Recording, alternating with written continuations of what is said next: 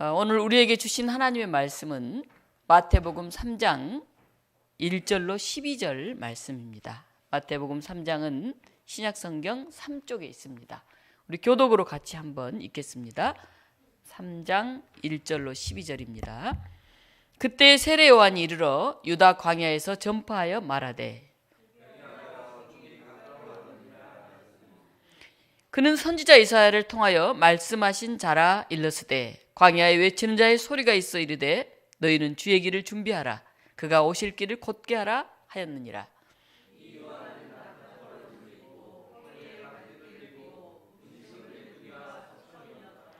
이때 예루살렘과 온 유대와 요단강 사방에서 다 그에게 나와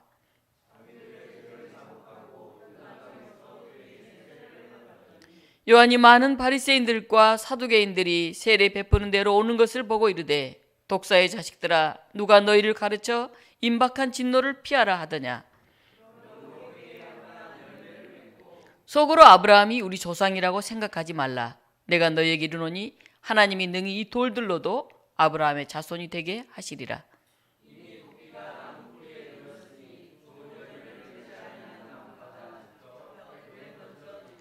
나는 너희로 회개하게 하기 위하여 물로 세례를 베풀거니와 내 뒤에 오시는 이는 나보다 능력이 많으시니 나는 그의 신을 들기도 감당하지 못하겠노라.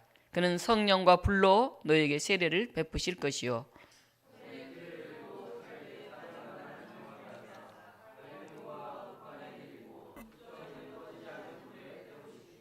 아멘.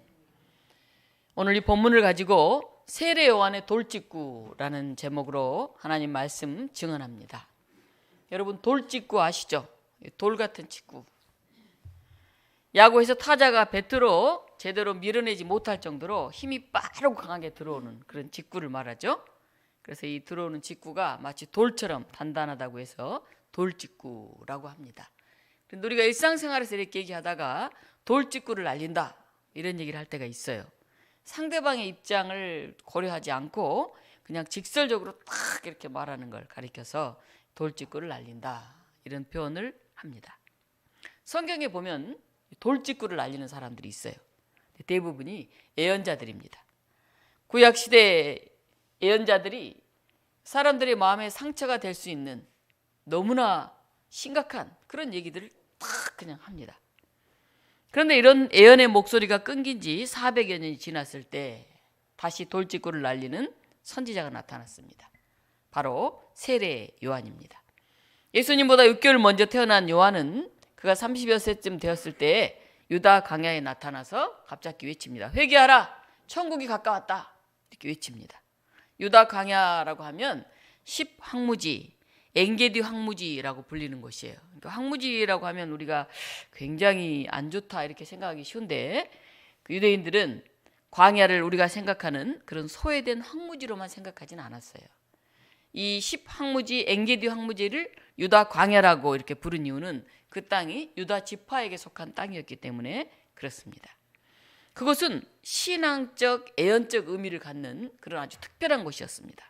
그래서 열심당원, 나라의 독립을 찾기 위해서 이렇게 뭉쳐서 다니는 그런 파들이 있죠. 이런 사람들도 이 광야를 은신처로 삼고 거기에서 숨어 있다가 다시 또 장날에 나가서 뭐 테러를 독립을 위한 이제 살해를 이렇게 하곤 했죠. 또 신앙이 좋은 어떤 사람들도 일부러 이 광야에 나와서 생활을 했어요. 세상이 너무 혼돈스럽고 복잡해서 광야에 와서 묵상하고 찬양하고 기도하고 하나님과 더 가까이 만나야 되겠다. 그래서 이 모여든 사람들이 공동생활을 하기 시작했습니다. 예수님 당시 에세네파라고 하는 종파가 있었는데 오늘로 말하면 이제 수도원 운동을 하는 그런 사람들이죠. 그래서 세상을 떠나서 조용한 광야 같은 데서 모여 살면서 기도하면서 찬양하면서 하나님 나라를 사모하는 그런 사람들입니다. 초기에 세례 요한이 사역했던 곳도 바로 이 유다 광야였습니다. 그리고 그가 나타난 모습이나 이런 걸 볼 때 요한도 세례 요한이 바로 이 에세네파가 아닐까 이렇게 얘기하는 사람들도 있습니다. 오늘 우리가 본문을 보면 마태는 특별한 얘기를 하고 있어요. 요한이 전한 메시지를 더 길게 쓴 것이 아니라 요한의 행색에 대해서 더 많이 기록을 하고 있습니다. 그래서 우리는 메시지도 중요하지만 그 그의 태도와 생활 양식이 훨씬 중요하다 하는 것을 알 수가 있습니다. 마태는 요한의 행색을 자세히 기록하고 있는데 4절에 보면 요한은 낙타 털옷을 입고 허리에 가죽띠를 띠고 음식은 메뚜기 석청이었더라, 이렇게 기록하고 있습니다. 요한은 이 세상 사람들이 생각할 때 기본적인 그런 생활 수단을 갖추지 않고 고독과 단순함을 지닌 정말 광야의 사람처럼 그렇게 나타났습니다. 사람들은 태도와 생활을 굉장히 중요하게 생각합니다. 말을 아무리 잘해도, 말이 아무리 옳아도 저 사람 말만 번지르르 해, 그런 말을 합니다. 저 사람이 사는 삶의 자세나 태도가 전혀 그렇지 않는데 말만 바르다고 우리 그거 못 믿어, 그런 얘기를 합니다. 그래서 심지어는 요새 사람들이 자주 하는 얘기가 있잖아요. 말을 잘하고 옳은 소리를 하는데 너나 잘하세요, 그러죠. 너나 잘하세요. 당신이 그 말을 자기가 지키세요, 그런 얘기를 하는 것입니다. 그래서인지 마태는 요한의 모습을 굉장히 자세히 소개하고 있습니다. 첫째는 그가 입은 옷은 낙타 털로 짠 옷이에요. 요즘으로 말하면 엄청 고급 옷이잖아요. 낙타 털 얼마나 비싼 옷입니까? 허리에는 가죽띠를 둘렀어요. 그런데 당신은 그렇지 않았어요. 당신은 이런 짐승들 털, 짐승들 먹고 죽어가는 게 수없이 많았으니까 그런 걸 가지고 털옷 입은 거, 그거는 정말 좀 특별하게 입는 옷이죠. 아주 비싼 옷은 아닙니다. 당시에는 어떤 옷이 고급 옷이었냐면 아주 부드럽게 잘 이렇게 만들어진 가공된 비단 옷, 또는 좀 더 지나면 이제 자주색 이렇게 물감으로 이렇게 염색을 한 그런 옷, 이런 옷이 아주 좋은 옷이지 그냥 광야에 있는 그런 짐승 털 같은 거 입고 다니는 거, 그거 아무것도 아니었죠. 그래서 선지자들은 옷을 입어서 막 화려하게 꾸미기보다는 굉장히 소박하게 그런 옷을 입었습니다. 그래서 요한도 선지자처럼 별로 특별할 게 없는 그저 수수한 모습으로 광야에 나타났지만은 그의 얼굴에서, 그의 말에서, 그의 자세에서 큰 위엄이, 충만한 영성이 흘러넘치는 것을 사람들은 느낄 수가 있었습니다. 그의 외침은 마치 사자가 포하는 것처럼 굉장히 당당하고 힘이 있었습니다. 회개하라, 천국이 가까이 왔다. 이 마가복음에서는 하나님의 나라라고 이렇게 쓰여져 있잖아요. 저도 이제 주일 예배를 준비하러 할 때는 이렇게 성의를 입고 강단에 섭니다. 근데 최근에 교회들을 보면 이런 성의를 입지 않고 그냥 양복을 입고 설교하는 목사님들도 참 많습니다. 이 옷이 너무 이제 좀 엄숙하고 막 무겁게 보여서 좀 편하고 자연스럽게 보이기 위해서 그냥 양복을 입는 것 같기도 합니다. 그런데 사실 왜 성의를 입을까요? 이 성의는 우리의 죄된 모습을 가리는 거잖아요. 이 검은 옷으로 우리 인간의 죄된 모습을 가리고, 또 목에 후두를 거는 것은 그리스도의 멍에, 소가 멍에를 매듯이 예수 그리스도의 멍에를 맨다 하는 것이죠. 그러니까 죄된 나의 모습을 가리고 그리스도의 멍에를 메고 그 말씀을 전한다, 그런 뜻이 있습니다. 이걸 입지 않고 그냥 일반 옷을 입을 수 있죠. 그런데 옷에 너무 신경이 많이 써요. 브라우스 어떻게 됐는지, 무슨 색깔 옷을 입었는지, 사람들이 옷차림에 훨씬 더 많은 신경을 쓰게 됩니다. 이 자리에 서는 사람도 그렇고 앉아있는 사람도 그렇고, 여성들은 특히 더 그렇죠. 남자들은 보통 이제 양복에 넥타이 하나 하지만 여성들은 굉장히 다양하지 않습니까? 옷이. 그래서 매주일 옷차림에 신경 쓰기보다는 성의를 입고 후드를 걸고 주님의 인도하심을 받는 마음으로 저는 성의를 입고 강단에 섭니다. 두 번째 보면 요한은 메뚜기와 석청을 먹었습니다. 요즘 보면 석청이면 이게 빈들에 있는 산꿀, 들꿀, 고급 꿀인데 우리가 이렇게 생각할 수 있잖아요. 근데 그냥 자연식 그대로를 먹었다 하는 것이죠. 요한은 자연 가운데서 먹을 걸 취했어요. 이렇게 아주 요리하고 특별하게 만든 그런 걸 먹은 게 아니죠.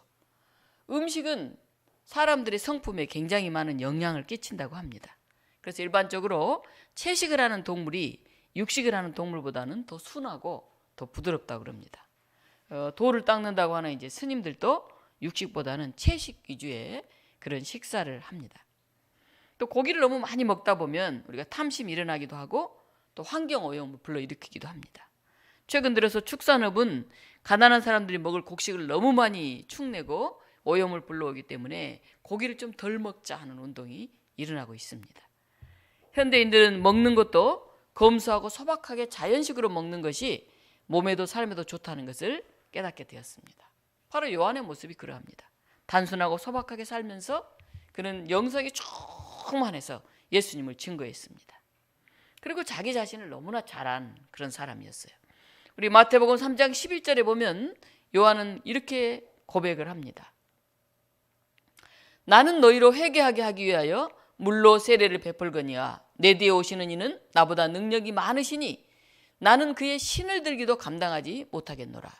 그는 성령과 불로 너에게 세례를 베푸실 것이라. 나는 그의 신을 들기도 감당하지 못하겠다. 요한은 굉장히 겸손한 모습으로 사람들 앞에 서 있습니다. 그래서 많은 사람들이 그의 삶의 자세, 옷 입는 거, 먹는 거, 말하는 거, 태도, 그것을 보면서 저 사람 진짜 선지자야. 이 시대에 저런 사람이 나타났다니 하고 요단의 강에 몰려와서 죄를 자복하고 회개의 세례를 받았습니다. 세례란 지금까지 살아왔던 삶과 전혀 다른 새로운 방식의 삶을 살겠다고 하는 그런 삶의 전환을 얘기합니다. 우리가 이제 대림절 둘째 주일입니다. 오시는 주님을 맞이하기 위해서 우리가 또 새로운 신앙의 여정에 오르는 그런 시간입니다. 세상을 새롭게 하실 주님을 기다리는 순례자가 되어서 우리가 인생의 대전환을 다시 이루겠다고 익숙한 것, 너무 일상적인 것, 그것과 결별하는 새로운 것, 정말 우리 안에 신비로우시는 그분을 맞이하는 그런 시간입니다. 과거의 나와 작별하고 새로운 나를 찾고자 할 때 우리의 인생은 진보하게 됩니다. 심리학자 가브리엘 마르셀은 인간을 호모 비아토루 이렇게 말했습니다. 즉 여행하는 인간, 신앙적으로 말하면 순례하는 인간이라는 거예요. 한 자리에 서 있는 게 아니라 끊임없이.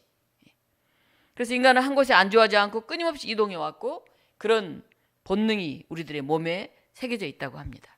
기류의 방황을 거쳐서 더 성장해서 더 성숙해서, 그래서 인간은 삶의 의미와 무의미를 넘나들면서 그렇게 인생을 살아가는 그런 동물이다, 그렇게 얘기를 합니다.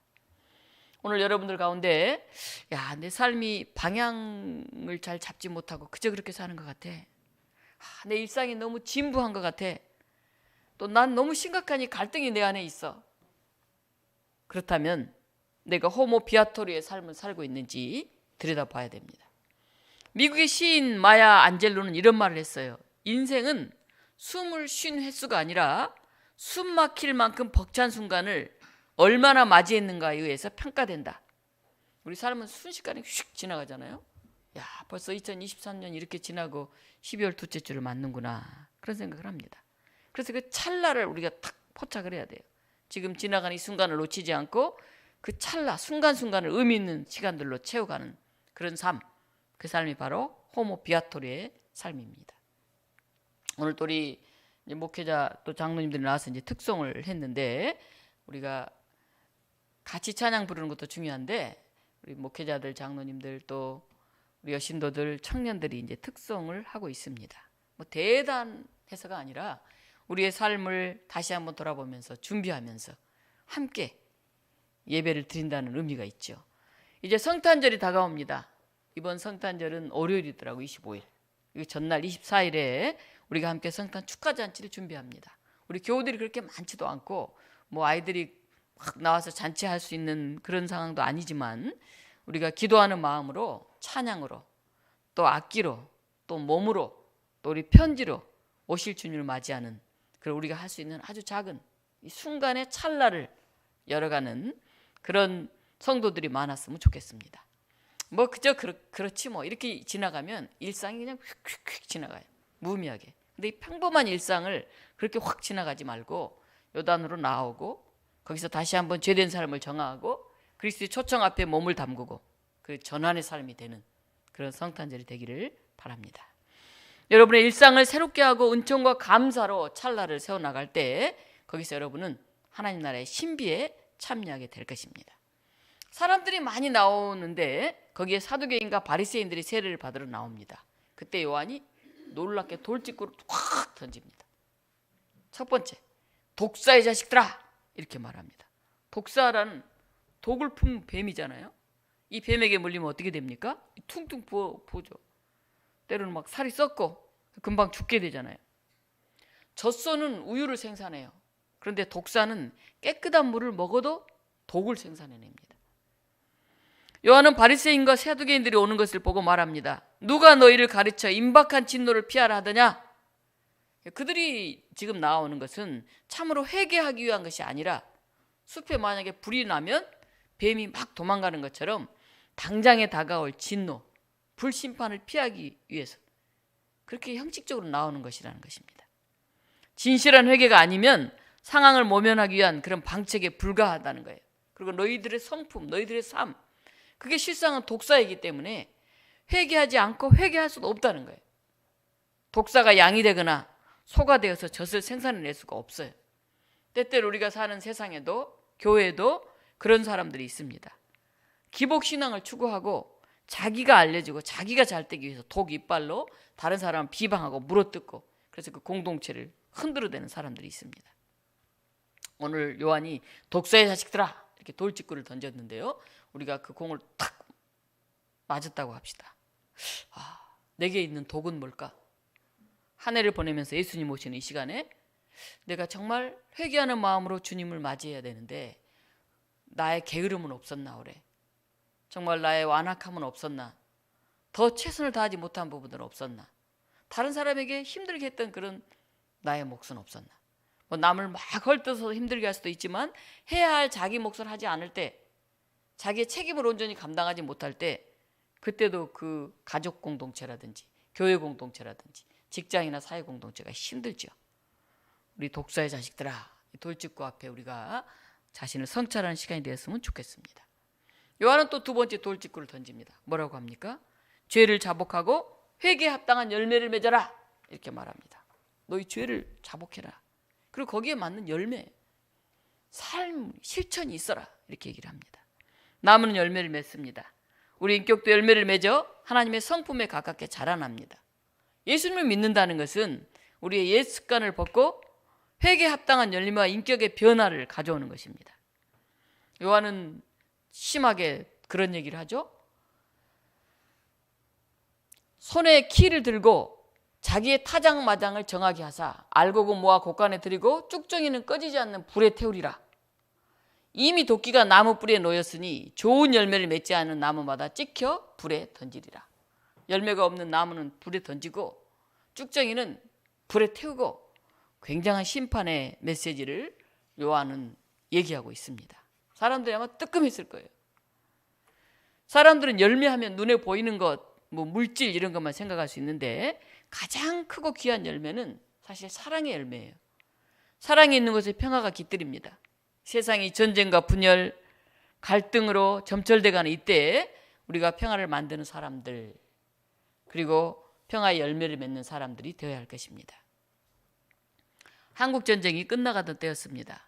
미국의 오레곤주 유케네라는 마을 해관에서 종교 영화를 상영한다. 교인들이 다 와라 하는 광고가 붙었습니다. 그래서 교인들도 오고 이제 마을 사람들도 영화를 보러 같이 가자 해서 마을 해관으로 사람들이 많이 모여들었습니다. 근데 그 영화는 한국 전쟁이 낳은 고아들에 관한 그런 영화였어요. 그 처참한 모습에 뭐 전쟁통에 그냥 폐허가 된 그런데 애들이 울고 있고 막 죽어가는 그 모습을 보면서 영화가 끝이 났습니다. 어떤 농부 부부가 집으로 가면서 말합니다. 여보, 야 정말 그 아이들의 모습을 잊을 수가 없구려. 우린 특별히 가진 게 없지만은 그 아이들을 위해서 우리가 뭘 좀 할 수 있지 않겠어? 근데 이 농부 부부는 뭐 별로 가진 것도 없고 특별히 도울 만한 형편이 되지 못했어요. 근데 아무리 잊으려고 해도 그 영화에서 본 아이들의 얼굴이 계속 전쟁 고아들이 눈에 아른거려서 그냥 그대로 있을 수가 없었습니다. 그래서 그들은 우리 양심의 소리에 정직하자. 그래서 생명 같은 땅을 팔았어요. 가진 게 뭐 없으니까. 땅을 팔아서 무조건 한국으로 갔습니다. 보니까 한국의 6.25 전쟁 이후에 얼마나 처참한 상황이었습니까? 거기서 전쟁 혼혈 고아 8명을 데리고 왔어요. 우리 의정부 같은 데 보면 미군이 들어와가지고 한국에서 이렇게 도와주다가 한국 여성들하고 관계를 갖고 이제 아이들을 낳고 버리고 그냥 나중에 미국으로 다 돌아가서 그런 아이들이 굉장히 많았잖아요. 그래서 그 아이들을 돌보는 기지촌이라고 그러죠. 그런 단체들도 많이 생겼죠. 그래서 이 사실이 크게 신문에 알려졌어요. 이 별로 가진 것 없는 평범한 이 농부 가족이 자기 땅을 팔아서 한국에 가서 전쟁 혼혈고아 8명을 데리고 와서 돌보고 있다 하는 것이 신문에 알려졌습니다. 그래서 사람들이 굉장한 감동을 받았어요. 어떻게 저럴 수가 있을까? 그래서 후원이 계속 몰려들었습니다. 그 몰려든 후원을 가지고 만들어진 것이 홀트 아동 복지재단이에요. 이 홀트 씨 부부는 좋은 씨앗, 선한 씨앗 하나를 심은 거예요. 그 영화를 보고 가슴이 계속 국률한 마음이 가시지를 않아서. 그런데 홀트 아동 복지재단이라고 하는 아주 큰 그런 열매가 맺히게 되었습니다. 마음에 품고 작은 씨앗을 심는 실천하는 사람들을 위해서 이 열매가 맺히는 겁니다. 나무는 그 열매로 알 수 있고 사람의 실체는 삶으로 알 수 있습니다.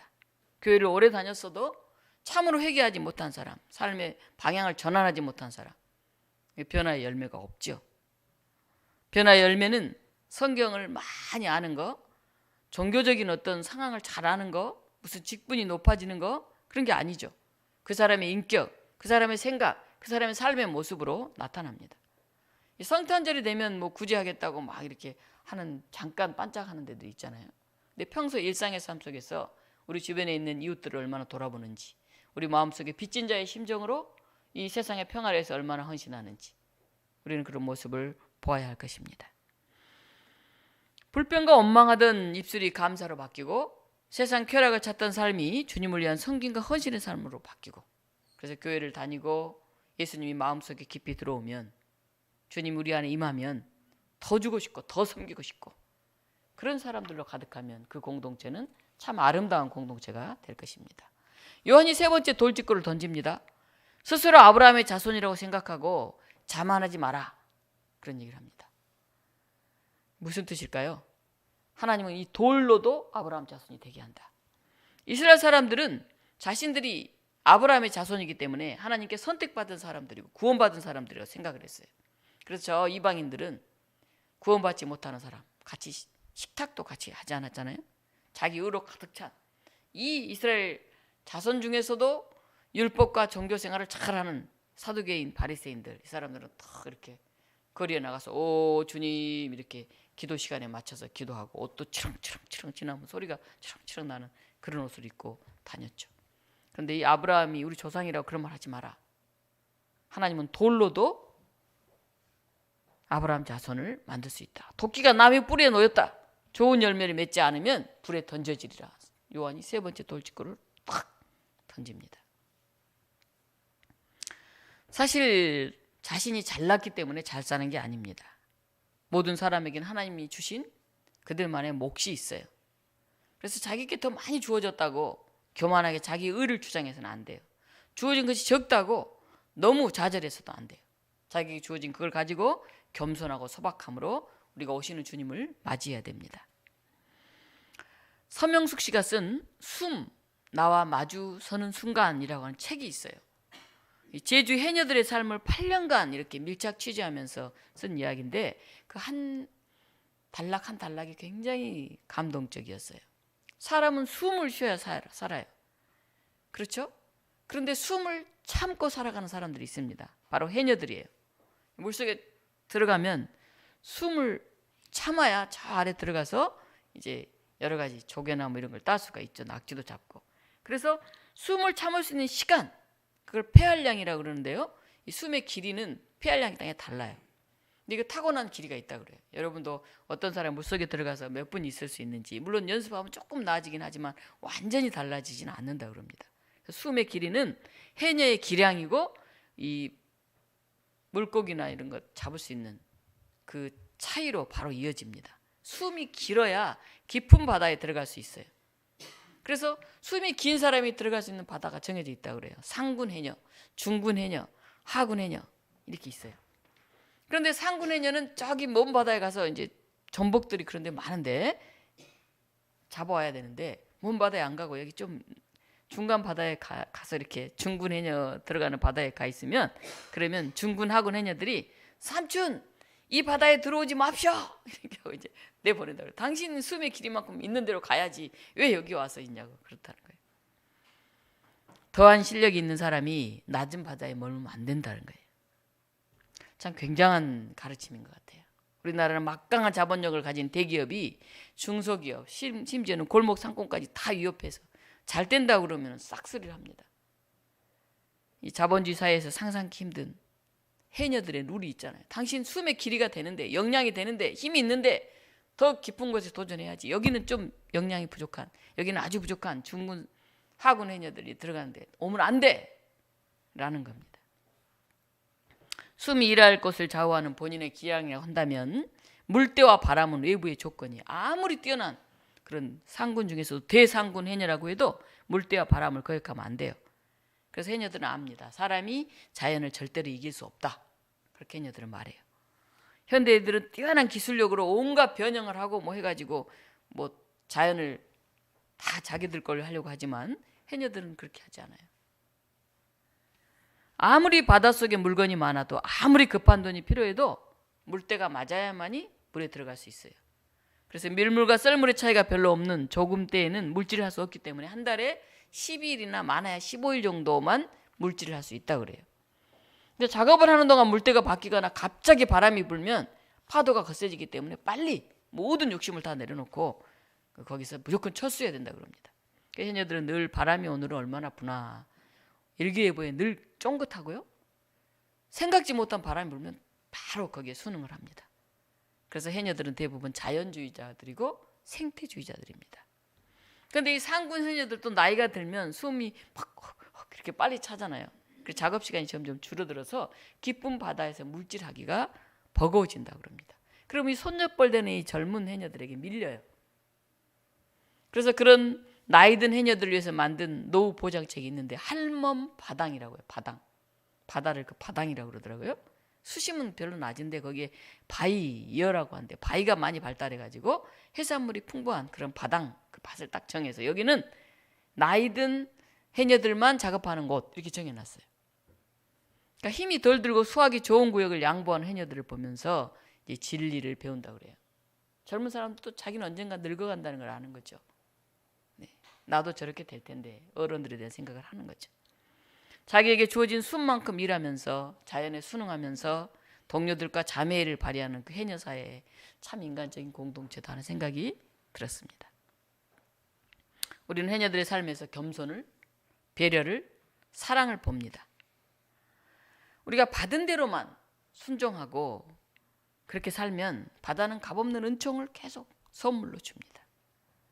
그런데 오랜 세월 대물림해 온 이 은총의 바다가 다 내 것인지 알고 죽음의 숨인 물숨을 내뿜으면 인간들은 이제 죽게 되고 바다는 오염되게 되죠. 그래서 요즘 죽음의 바다를 생명의 바다로 살리자라고 이렇게 묵상표를 만들어 가지고 12월 한 달간 우리가 지금 교우 톡방에 올리고 있습니다. 저도 뭐 하나 좀 쓰라고 그래서 계속 안 쓰다가 두 사람이 부족하다고 그래서 마지막에 이제 비단 조개 뭐 그런 조개가 있는지 잘 몰랐는데 그 주제로 이제 쓰면서 이런 조개들이 있구나 하는 것을 알게 되었습니다. 바다만이 그런 게 아니잖아요. 세상에 있는 게 하나님으로부터 받은 것인데 내가 받은 만큼 그 은총으로 생각하면서 우리가 돌려야 하는데 자랑만 하고 숨이 짧은 가진 게 적은 사람들은 무시하고 사는 교만, 그건 정말 큰 죄죠. 하나님 나라의 거침돌이죠. 이제 우리가 대림절 두 번째 촛불을 밝혔습니다. 첫 번째 촛불은 기다림의 초예요. 두 번째 촛불은 회개와 평화의 초입니다. 서로 경쟁하고 시기하고 분쟁하는 우리의 죄된 모습을 회개하면서 우리가 평화의 왕이신 예수님 앞에 나와야 됩니다. 오늘 우리에게 주어진 숨, 내가 최선을 다해서 그 숨의 길이만큼 정직하게 내쉬고 있는가? 게을러서 대충 살고 있지 않나? 더 최선을 다할 수 있는데 남의 영역에 들어가서 얼쩡얼쩡하고 있지는 않나?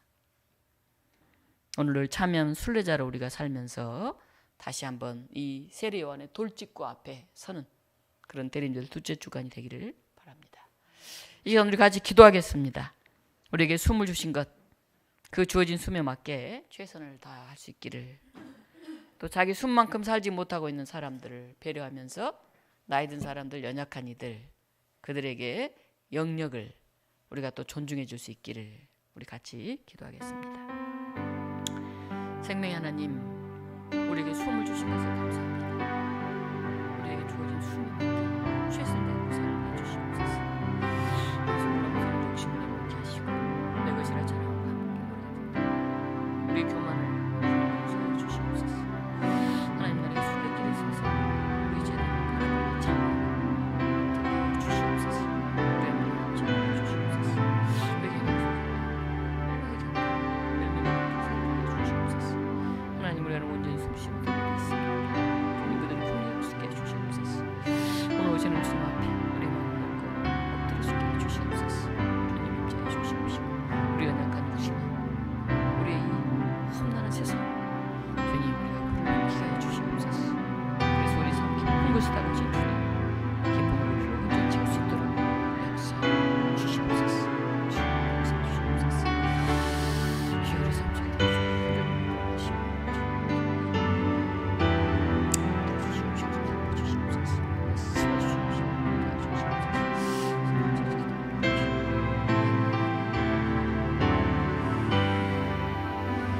생명의 하나님, 우리에게 숨을 주신 것을 감사합니다.